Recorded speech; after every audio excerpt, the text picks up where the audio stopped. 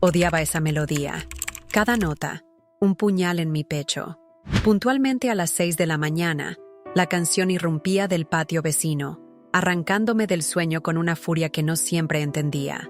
Era una de esas canciones del padre Marcelo, Rossi, llenas de invocaciones a María, a los santos, a todo lo que desde la infancia había aprendido a repudiar con vehemencia. Mi corazón se llenaba de una indignación tan visceral que llegaba a temblar. No era solo el sonido lo que me perturbaba. Era algo mucho más profundo, algo que sacudía convicciones que guardaba desde hacía décadas como verdades absolutas. Me llamo Sofía y hasta hace pocos meses me consideraba una mujer de fe inquebrantable. O al menos eso creía. Recuerdo bien las mañanas de domingo en mi casa, cuando el pastor, con la voz embargada, alertaba: «Cuidado con las falsas doctrinas». Mi abuela, una mujer de pocas palabras, completaba con su voz grave: «Los católicos adoran imágenes, hija mía. Son almas perdidas que se desvían del único camino, el Señor». Esa verdad se enraizó en mí como un árbol centenario, convirtiéndose en parte intrínseca de mi identidad. Yo era Sofía, la que conocía la palabra, la que no se dejaba seducir por engaños. Cuando llegué a aquella calle tranquila en una ciudad en el estado de Jalisco, México, tras una dolorosa separación y recomenzando la vida a los 52 años, mi única aspiración era encontrar un refugio. Soñaba con un lugar silencioso para reconectarme con Dios, sumergirme en la oración y el estudio de la Biblia. La casa que alquilé parecía perfecta, pequeña, acogedora, con un patio donde imaginaba cultivar mis plantas y encontrar la tan anhelada contemplación. Pero la utopía se desmoronó el primer día, puntualmente a las 6 de la mañana. La misma melodía infernal.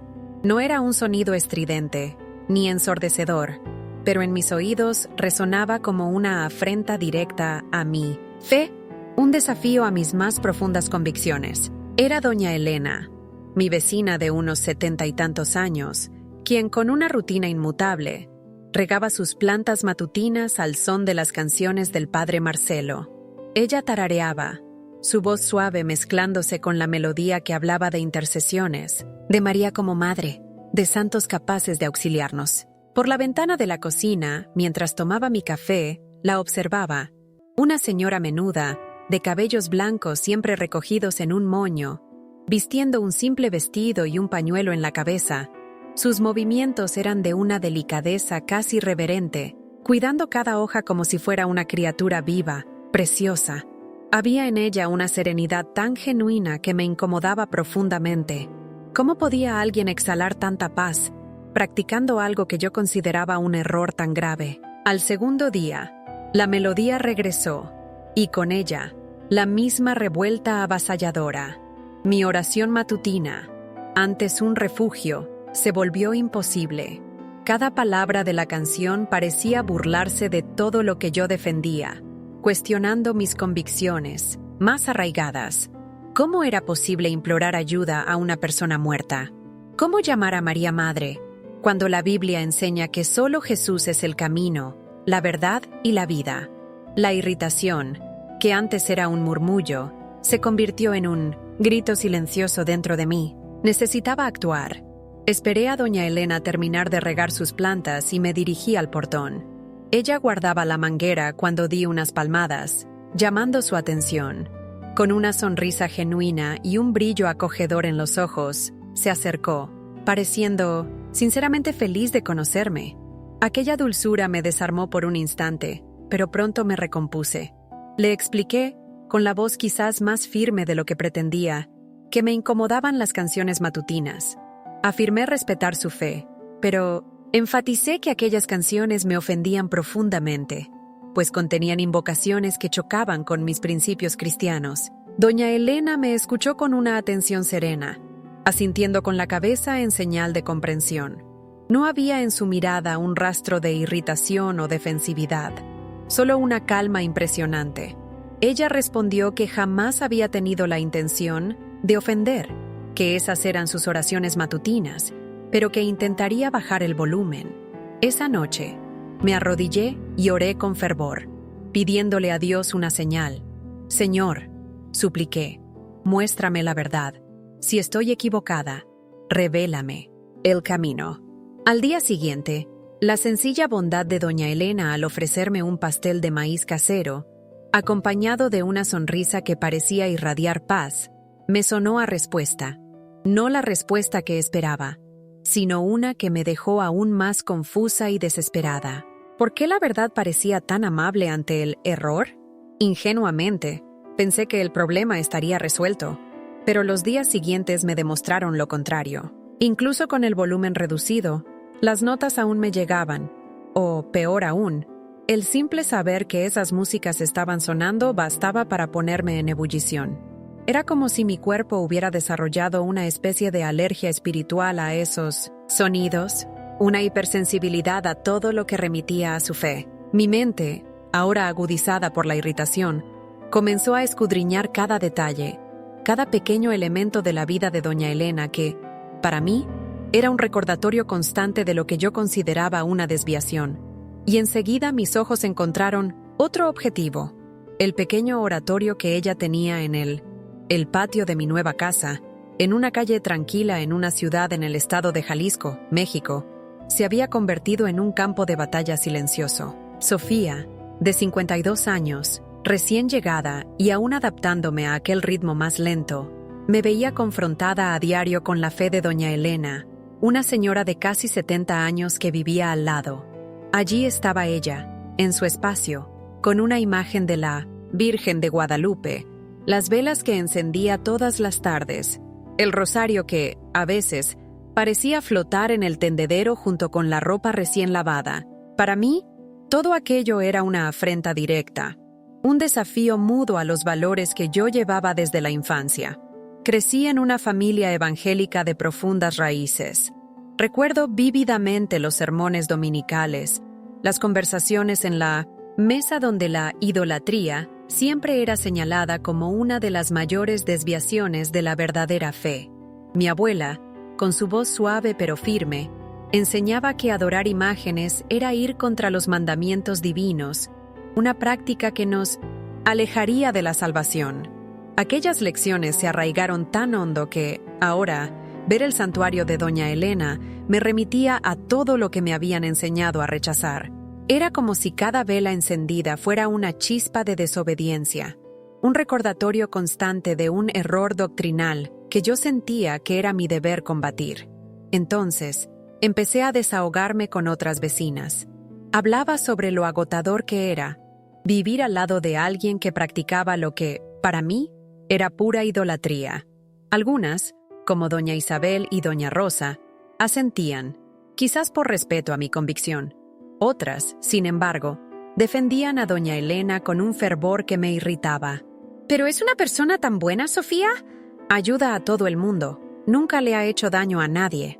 Yo insistía, irreducible, en que la bondad humana no justificaba un error espiritual tan grave. Pero había algo que me perturbaba aún más, la paz que doña Elena irradiaba. Incluso cuando yo me quejaba, incluso cuando mi hostilidad era palpable, ella nunca perdía la compostura. Seguía saludándome con una sonrisa serena, ofreciéndome frutas del árbol cuando la cosecha era buena, preguntando si necesitaba algo cuando iba al mercado. Esa bondad constante me dejaba confusa y, de alguna manera, aún más irritada. ¿Cómo alguien podía estar tan equivocada espiritualmente y, aún así, demostrar tanta luz?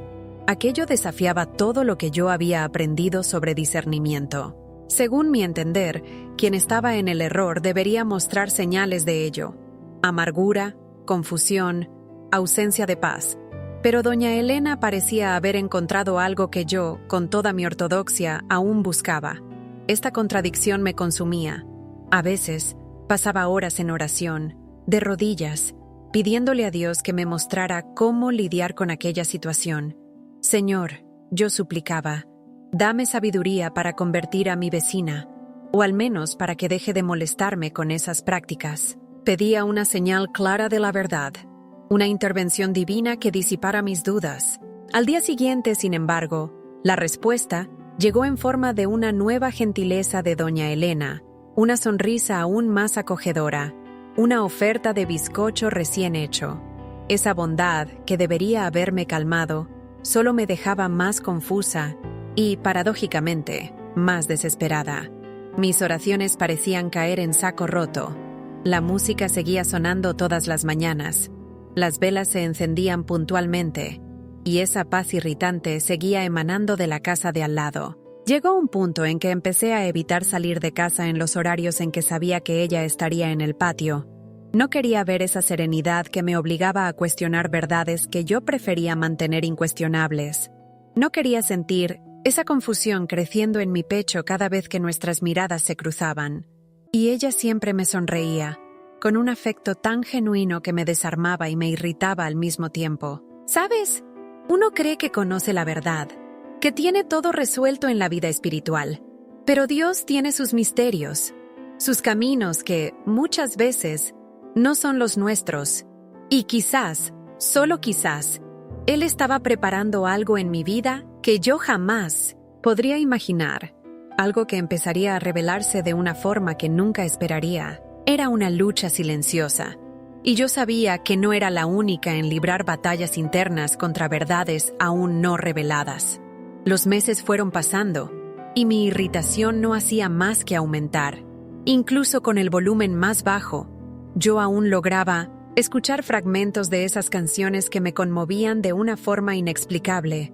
Era como si mi oído hubiera desarrollado una sensibilidad especial para captar justo aquello que más me molestaba. A veces, me despertaba incluso antes de que la música comenzara, ya tensa, ya preparada para el enfrentamiento diario con esos sonidos que consideraba una ofensa directa a Dios. Empecé a observar a doña Elena con más atención, buscando fallos en su comportamiento que pudieran justificar mi aversión. Quería encontrar señales de hipocresía, momentos en que toda esa bondad se revelara falsa, pero cuanto más observaba, más me frustraba. Trataba al cartero con afecto, compartía sus frutas con los vecinos, siempre tenía una palabra amable para los niños que pasaban corriendo por la calle. Una mañana, no pude contenerme más. La música había empezado más temprano de lo habitual, y yo estaba particularmente sensible. Había pasado la noche en vela, orando. Pedía a Dios que me diera fuerzas para soportar lo que yo consideraba una afrenta diaria, y, de repente, sentí como si mi súplica hubiera sido brutalmente interrumpida por una afrenta aún mayor. Esa mañana, mi límite había llegado. Salí de casa, en nuestra tranquila calle en una ciudad en el estado de Jalisco, México, con Pintos 8. Una decisión. Tendría una conversación definitiva con la vecina, doña Elena. Encontré a doña Elena, una señora de 70 años, arrodillada en el pequeño oratorio del patio. Rezaba el rosario. Sus labios finos susurraban oraciones a Ka, una imagen que para mí no era más que piedra pintada. Esa escena me llenó de una indignación que me hacía temblar. ¿Cómo podía alguien estar tan equivocado, tan inmerso en prácticas que yo veía como idolatría, y aún así parecer tan devoto? Mis pensamientos, forjados desde la infancia en mi familia evangélica, gritaban: esto es un desvío, una herejía. Desde pequeña, yo había oído que esas imágenes eran ídolos, que la intercesión de santos era una abominación, una afrenta directa al único mediador, Jesucristo. Esa convicción, que me parecía tan obvia e incuestionable, era la base de toda mi vida. Esperé a que terminara la oración, aunque cada segundo de espera solo avivaba mi inquietud. Cuando doña Elena se levantó y me vio parada en el portón, su rostro se iluminó con esa sonrisa que ya me era familiar. Una sonrisa dulce, serena, que, para mi sorpresa, me irritó aún más. ¿Cómo podía mantener tanta alegría, practicando lo que yo consideraba un error espiritual tan grave? Le expliqué, con una voz que intenté mantener firme, que incluso con el volumen bajo, las canciones que escuchaba todavía me incomodaban profundamente. Hablé sobre las invocaciones a personas muertas que esas canciones contenían, sobre cómo eso era contrario a lo que la Biblia enseñaba acerca de la oración y la adoración. Reafirmé que solo Jesús era el mediador entre Dios y los hombres, y que pedir ayuda a los santos era una forma de idolatría, un camino peligroso. Doña Elena me escuchó con una paciencia casi desconcertante, asintiendo con la cabeza como si realmente quisiera entender mi punto de vista. Cuando terminé, ella respondió con su voz suave que esas eran sus oraciones de la mañana, que había crecido con esas tradiciones y que, para ella, eran una forma de conectarse con Dios, a través de aquellos que ya habían encontrado la salvación. Su respuesta me dejó aún más frustrada. No había en ella irritación, ni defensividad, solo una convicción tranquila que me hacía sentir como si yo, Sofía, con mis 52 años de certezas, fuera la persona alterada e irracional de la conversación. ¿Cómo podía alguien estar tan equivocado y aún así mantener tanta serenidad? Yo, que oraba fervorosamente por una señal de la verdad, veía en su paz una respuesta que me confundía, que desafiaba mis propias certezas y me dejaba aún más desesperada. En los meses siguientes, la situación se convirtió en una carga. Empecé a hacer comentarios más directos con otras vecinas de la calle. Hablaba sobre lo difícil que era vivir en un lugar donde prácticas no bíblicas eran toleradas y hasta incentivadas. Mencionaba cómo esas canciones estaban llenas de doctrinas extrañas, cómo la veneración de santos era una forma disfrazada de politeísmo. Doña Isabel, que vivía 3 casas más abajo, me escuchó con interés e incluso estuvo de acuerdo en que algunas prácticas católicas eran cuestionables. Pero cuando hablé con doña Rosa, que tenía una hija casada con un católico, ella defendió a doña Elena, diciendo que era una de las personas más bondadosas que había conocido, siempre dispuesta a ayudar a quien lo necesitara. Esa defensa me irritó profundamente. ¿Por qué la gente confundía la bondad con la corrección? Doctrinaria, ¿por qué no lograban ver que era posible ser una buena persona y aún así estar espiritualmente engañada? Yo misma era la prueba de que se podía tener carácter y, aún así, discernimiento para reconocer el error. Empecé a hacer bromas sutiles sobre los hábitos de doña Elena. Cuando la veía encendiendo velas en el oratorio, comentaba con quien estuviera cerca sobre lo curioso que era que alguien creyera que Dios necesitaba luces artificiales para escuchar oraciones. Cuando la encontraba, con el rosario, murmuraba algo sobre lo eficiente que era hablar directamente con Dios, en lugar de estar repitiendo fórmulas memorizadas. Pero por más que intentara menospreciar o ridiculizar sus prácticas, algo dentro de mí seguía perturbado. No era solo irritación o desaprobación religiosa. Era algo más profundo, más confuso, como si mi alma estuviera reaccionando a algo que mi mente no lograba procesar adecuadamente. A veces, cuando estaba orando en casa, me sorprendía pensando en la expresión de doña Elena durante sus oraciones matutinas. Había una concentración, una entrega, una intimidad en esos momentos que me dejaba intrigada. Ella parecía estar realmente conversando con alguien, no solo recitando palabras memorizadas. Y esa percepción me incomodaba porque desafiaba mi más profunda convicción. ¿Será que mi Dios era el único Dios que escuchaba? ¿Y si la verdad no fuera tan simple como siempre creí? Yo, Sofía, a mis 52 años, creía firmemente que las personas en error espiritual jamás podrían tener una conexión verdadera con lo divino. Esa era una verdad grabada a fuego en mi mente desde la infancia. En nuestra casa evangélica, en una ciudad en el estado de Jalisco, México, recuerdo vívidamente los sermones dominicales, las advertencias contra la idolatría y las creencias populares que, según mis padres y pastores, desviaban a las almas del único camino. Crecí con la convicción de que cualquier manifestación de fe fuera de nuestros dogmas era, como mínimo, una ilusión peligrosa, si no obra del maligno. Y fue con esa lente que veía a doña Elena, mi vecina de casi 70 años. Un día, la observé. Estaba en el patio regando sus plantas y las lágrimas corrían por su rostro. Pero no eran lágrimas de tristeza. Era algo diferente, algo profundo, como si estuviera inmersa en una emoción que trascendía lo mundano. Una suave melodía venía de su casa, y ella tarareaba con ella, la voz embargada. En ese instante, una punzada extraña me atravesó, justo en el centro del pecho.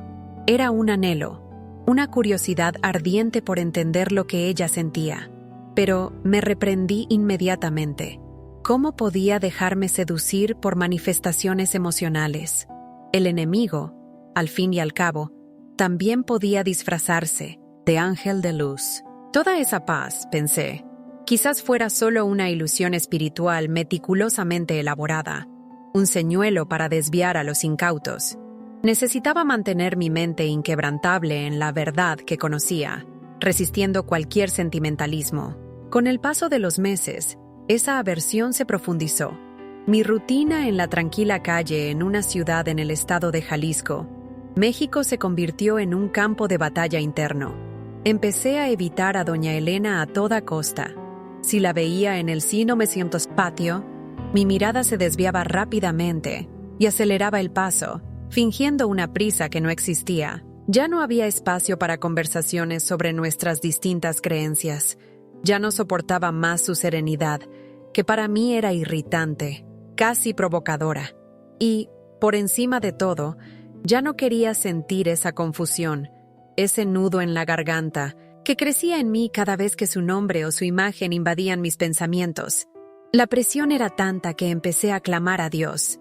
Señor, pedía en mis oraciones fervorosas, muéstrame la verdad, líbrame de esta prueba, haz que me mude de casa, o que doña Elena se mude. Suplicaba por una señal clara, una dirección que disipara mi angustia. Lloraba, derramando lágrimas de frustración, exhausta por no encontrar una salida a aquel conflicto que corroía mi paz desde que me había mudado aquí. Y entonces, la respuesta llegaba. Al día siguiente, o pocos días después, allí estaba, doña Elena, con una sonrisa amable, ofreciendo un pastel recién horneado o preguntando si necesitaba algo. Su bondad era tan genuina, tan desinteresada, que me dejaba desconcertada. ¿Sería aquello una señal? ¿La verdad que buscaba se manifestaría a través de alguien a quien yo consideraba equivocado? La confusión se convertía en desesperación. No podía imaginar, en aquel entonces, que Dios estaba tejiendo un plan mucho más allá de mi comprensión, algo que pondría patas arriba mis convicciones más arraigadas sobre la fe, sobre lo que es la verdad, sobre lo que realmente significa tocar el corazón del Padre. Para eso, sin embargo, necesitaría ser llevada al límite, a una experiencia que rozaría la vida y la muerte. La vida, sin embargo, tiene sus propios guiones. Fue un lunes lluvioso de marzo cuando todo cambió. Salí de casa para resolver asuntos pendientes en el banco, arrastrando esa irritación crónica que se había vuelto mi sombra en los últimos meses. La rutina de doña Elena, con su música matutina, había comenzado aún más temprano ese día. A las 5:30 de la mañana, la melodía suave, pero para mí perturbadora, me sacó del sueño, y ya no pude pegar ojo. Estaba exhausta, con los nervios a flor de piel, con esa urgencia aplastante de encontrar una solución al tormento diario que consumía mi alma. De vuelta a casa, el destino se manifestó. Un camión, sin previo aviso, se saltó el semáforo en rojo en la avenida principal. No hubo tiempo para reaccionar, para un frenazo completo. El impacto fue abrumador, brutal, una colisión que desgarra la vida por la mitad y redefine quién eres. Solo recuerdo destellos. Los primeros auxilios, el ulular de las sirenas, el ajetreo frenético de los paramédicos. Después, un vacío profundo, una oscuridad total. Estuve en coma durante 9 días. 9 días que se extendieron como una eternidad y al mismo tiempo se desvanecieron en un abrir y cerrar de ojos. Mi hija, Alejandra, que vive en Sao Paulo, lo dejó todo y vino al hospital, acompañando cada latido de mi corazón. Después me contó que los médicos no albergaban muchas esperanzas, que mi estado era crítico y que, en cualquier momento, lo peor podría suceder. Pero lo que la medicina no podía ver, lo que Alejandra ni siquiera podía imaginar, era que, mientras mi cuerpo yacía inerte, mi alma se embarcaba en la experiencia más profunda y trascendental de mi existencia. no eran meros sueños, ni delirios, inducidos por medicamentos. Era algo absolutamente único, algo que aún hoy me eriza la piel cuando el recuerdo me asalta. Me vi en un lugar indescriptible, un espacio que desafiaba cualquier palabra humana. No era oscuridad, ni luz plena. No era frío glacial, ni calor abrasador. Era una dimensión donde el tiempo y el espacio se disolvían. Y entonces comencé a escuchar una melodía, aquella melodía, esa misma música que tantas veces me había quitado el sueño e irritado mis nervios. Ahora llenaba el ambiente con una belleza etérea, celestial. Era la banda sonora de un plano superior, y cada nota parecía vibrar dentro de mi propia alma, revelando una armonía que jamás había percibido. Y allí estaba él, o ella, una figura de luz, de una paz inefable, extendiendo las manos hacia mí. Y en aquellas manos vi marcas que no eran de dolor, sino de una compasión infinita. Y de cada marca se proyectaban imágenes. Eran visiones de doña Isabel y doña Rosa, mis vecinas católicas, arrodilladas, con rosarios entre los dedos, orando. Pero no eran oraciones genéricas, eran oraciones por mí. Las veía, en carne y hueso, implorando por mi salud, por mi paz, por mi alma, mientras yo yacía allí, inconsciente. La devoción de ellas, que yo tanto había despreciado, ahora se manifestaba como un vínculo directo con lo divino, una intercesión poderosa que se fundía en aquel lugar de luz. En aquel momento, todas mis certezas, todos los dogmas que habían moldeado mi vida, se desmoronaron. A los 52 años, cuando me mudé a aquella calle tranquila en una ciudad en el estado de Jalisco, México, llevaba conmigo mucho más que cajas y muebles. Traía una armadura invisible, forjada en décadas de certezas y enseñanzas. Crecí en un hogar evangélico, donde cada palabra sobre el catolicismo era una advertencia, una condena velada. Recuerdo los sermones dominicales, los libros que detallaban los errores de otras fes, las conversaciones en la mesa que pintaban un cuadro de idolatría y desvío.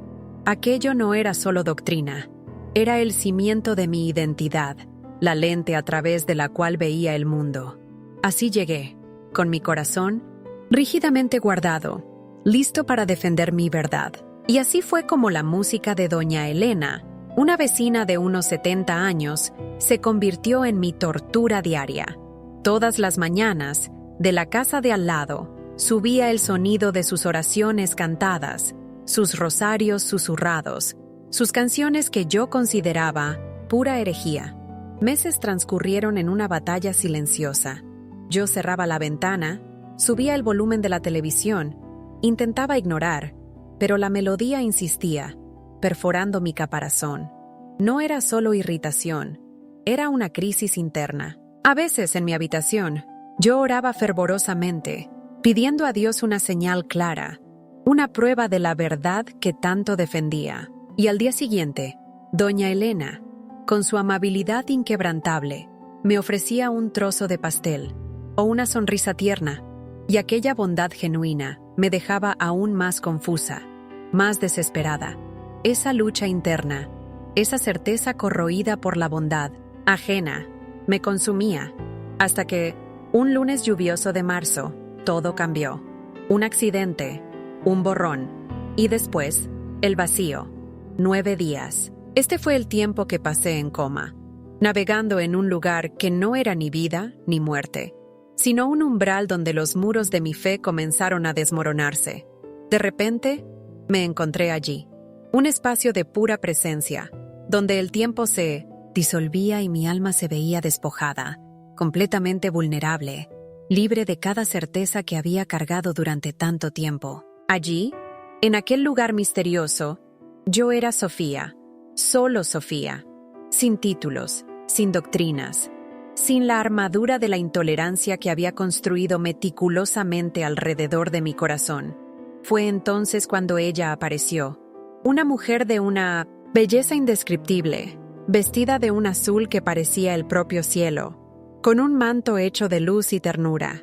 Sus ojos desbordaban toda la compasión del universo.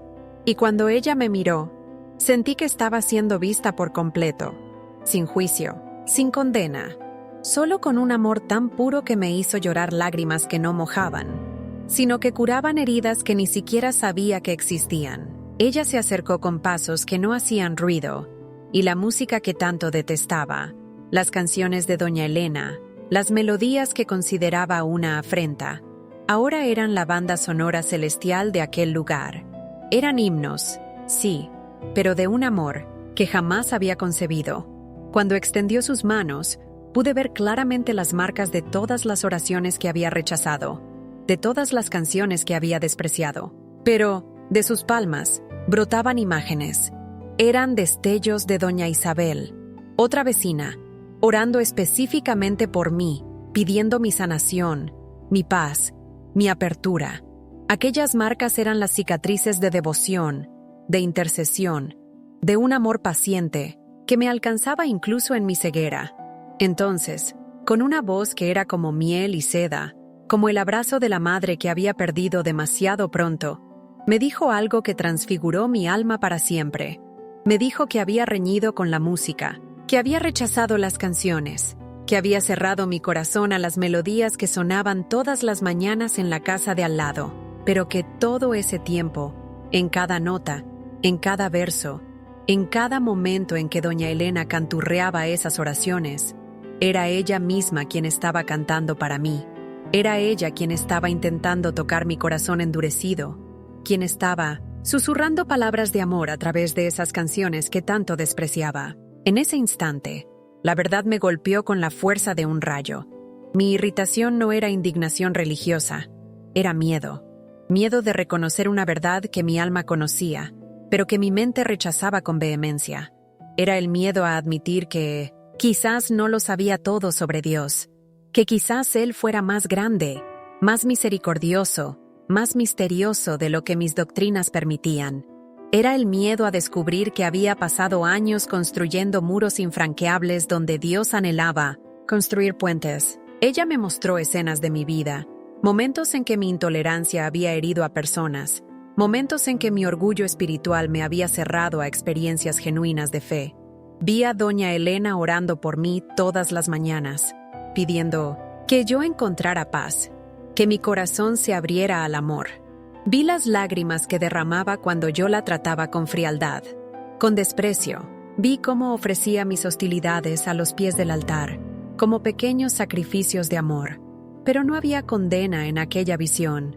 Había solo una tristeza infinita, como la de una madre que ve a su hijo lastimándose por pura terquedad. Y junto con esa tristeza, había una invitación irrecusable a deponer las armas, a permitir que el amor hiciera su trabajo de sanación, a aceptar que la verdad era mucho mayor y más hermosa de lo que jamás había imaginado, dentro de los estrechos límites de mi fe. Cuando desperté del coma, en la madrugada de un jueves, lloré como no lloraba desde niña.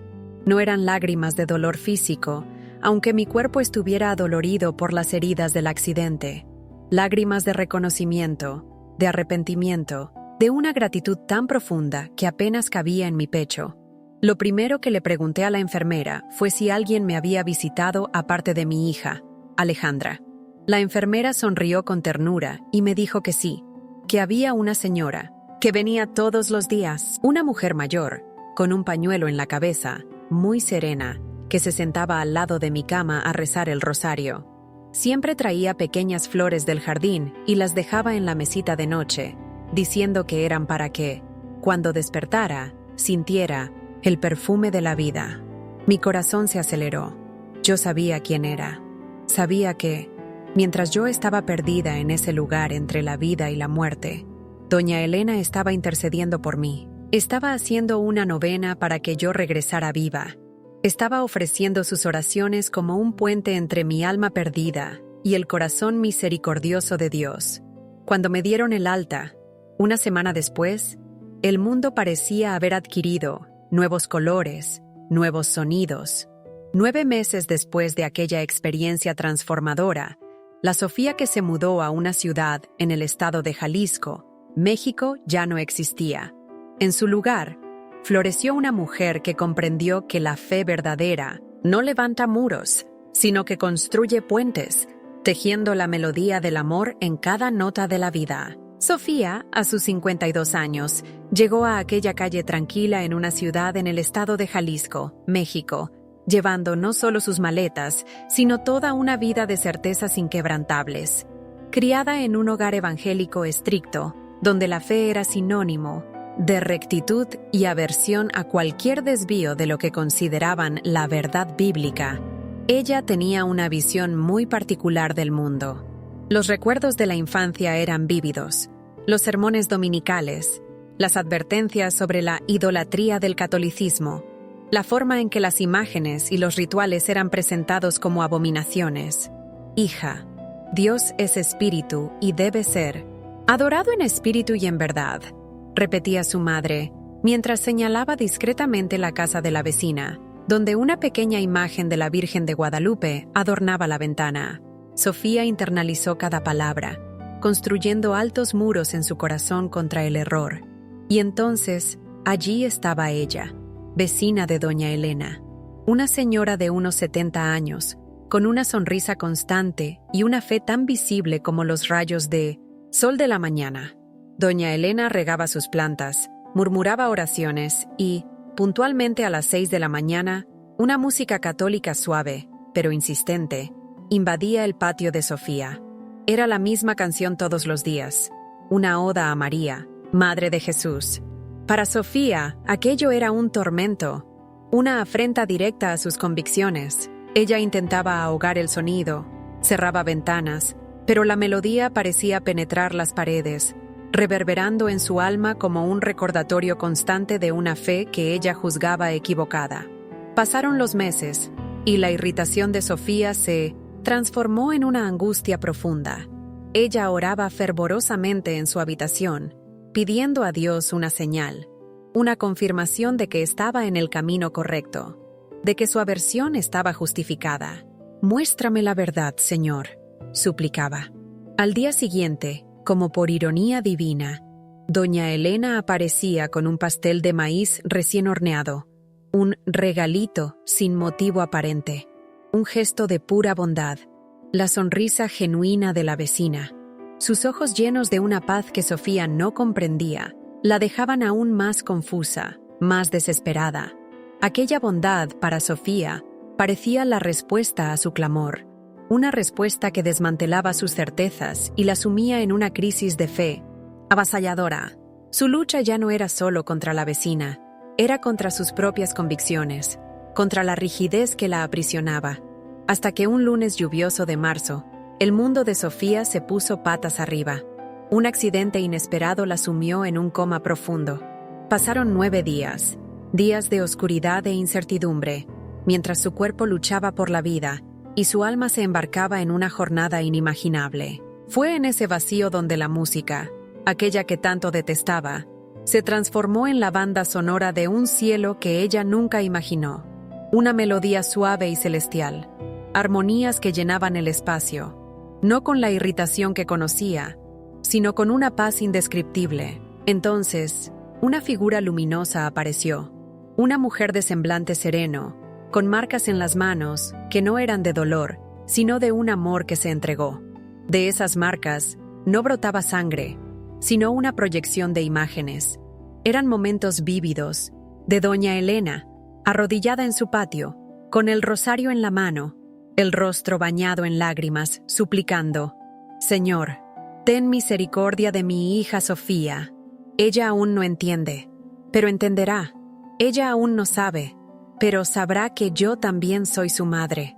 Con cada imagen, Sofía sentía un amor que la envolvía, un amor sin juicio, una intercesión que la alcanzaba incluso en su inconsciencia. No era la bondad irritante que ella veía antes, sino la manifestación del mismo amor que palpitaba en aquella figura celestial. Era la esencia de una madre que nunca se rinde, que nunca condena, que siempre espera el regreso del hijo perdido. Una semana después, Sofía despertó en el hospital, con el cuerpo aún frágil, pero el alma completamente transformada.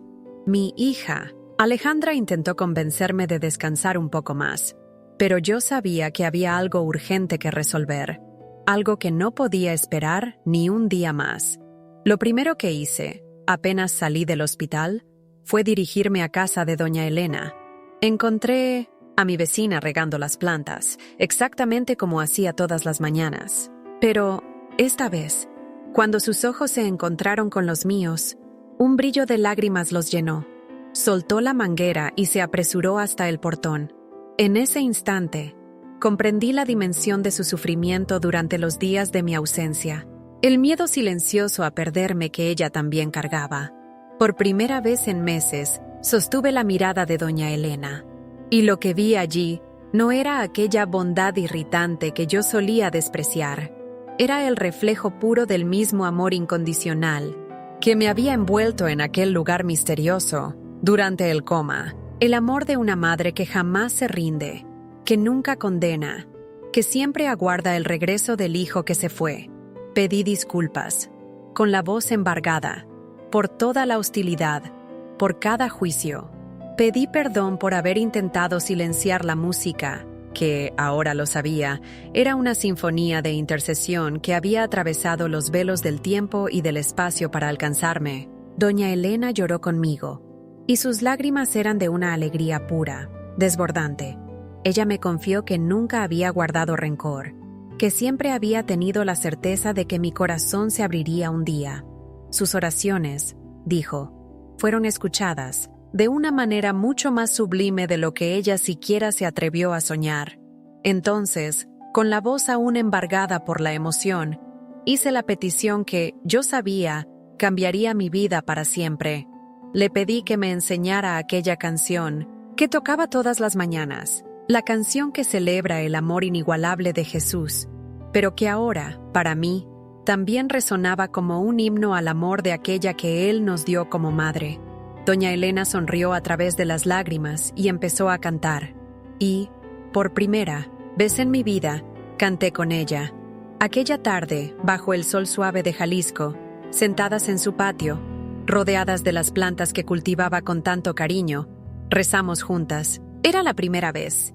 Ella me enseñó las oraciones que yo, en mi ceguera, había despreciado.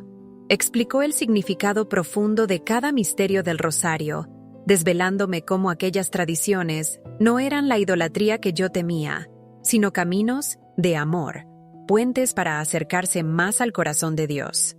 Con ella, descubrí que la fe verdadera no reside en la rigidez de las doctrinas, sino en la apertura sincera del corazón. Percibí que Dios es infinitamente más grande que nuestras pequeñas diferencias denominacionales, que su amor encuentra maneras de alcanzarnos, incluso cuando levantamos muros imponentes, creyendo protegernos de él. Entendí, finalmente, que a veces es necesario morir un poco para, solo entonces, renacer completamente. Hoy, 9 meses después de aquella experiencia transformadora, doña Elena y yo somos mucho más que vecinas. Somos hermanas en la fe, unidas no por doctrinas idénticas, sino por el mismo amor que nos eligió incluso antes de venir al mundo. Todas las mañanas, puntualmente a las 6, la música resuena en el patio de al lado. Pero ahora, en lugar de irritarme, me invita a otro día de profunda gratitud. Aprendí que la Virgen de Guadalupe, la madre que yo tanto